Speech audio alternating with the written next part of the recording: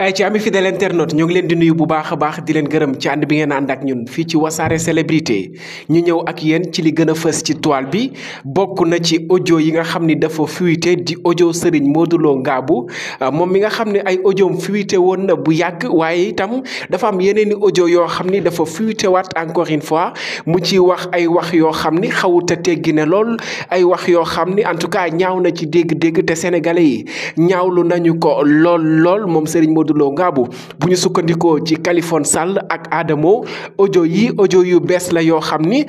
dafa fuité waat ci sëriñ bi la nga xam ni ay taalibeem xaw nañu ko mere ci loolu dañuy ñëw itam ci Pape Cheikh Diallo mi nga xam ni daal dinay tontu sénégalais yi ci page Facebook am itam ak ci télé bi daal di leen di traité de menteur ndax foofulee ci anniversaire 24e anniversaire bu Jolof Band bu Viviane Chidid Pape Cheikh moo nekkoon maître de cérémonie bi daal di fay traité ay cas daal di wax ci diggante Clara ak Dora Gueye ak Racky Aïdara wax ji mu wax nag ne ànduma ak benn naar Clara laa àndal sénégalais yi niñ ko interprété ak Pape Cheikh ni mu ko waxee